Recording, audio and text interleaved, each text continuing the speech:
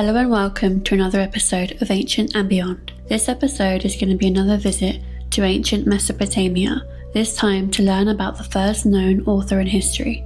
Enheduanna was an ancient Sumerian high priestess. She lived around the year 2300 BCE during the Akkadian Empire, which was ruled by her father, Sargon of Akkad. What makes Enheduanna so remarkable is that she is the first author in history whose name is known and whose works have survived.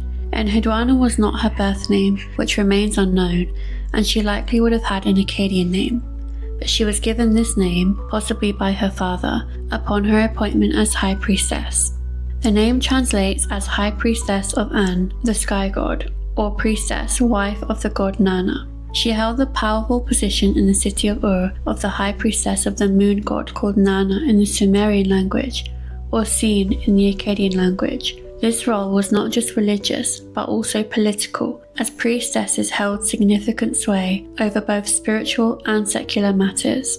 In fact, her role in the Temple of Ur likely helped to cement her father's power, as religious legitimacy was a key factor in ruling ancient Mesopotamian city-states. Enheduanna's father, Sargon of Akkad, was one of the most influential rulers of ancient Mesopotamia. He founded the Akkadian Empire, which is often considered the first empire in world history, by uniting the Sumerian city-states of southern Mesopotamia with the northern regions. It's thought that he conquered at least 34 cities across the region in total. Sargon's reign lasted from approximately 2334 to 2279 BCE, and it marked a major shift in the region's political landscape. His military conquests, combined with his innovative policies, laid the foundation for a centralized empire.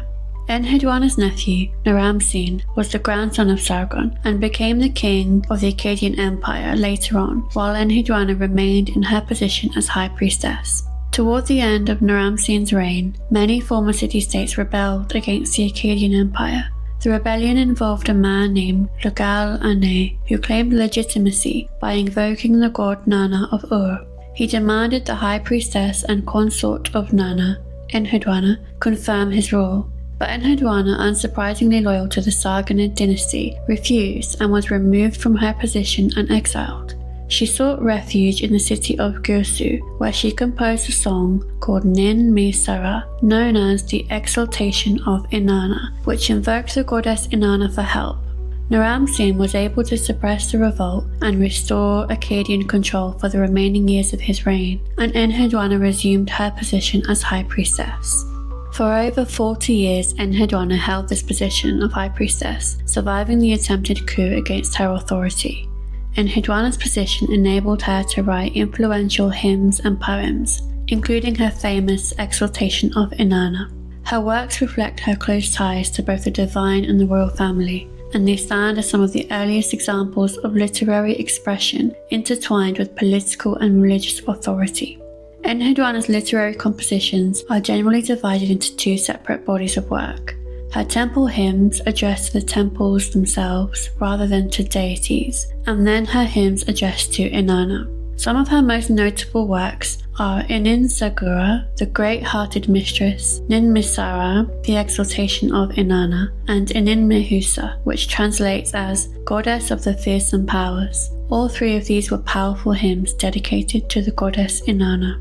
Alongside her hymns and prayers dedicated to the deities of the Sumerian religion, Enheduanna is remembered for the collection of over 40 poems that she wrote reflecting personal frustrations and hopes, religious devotion, her response to war, and feelings about the world she lived in.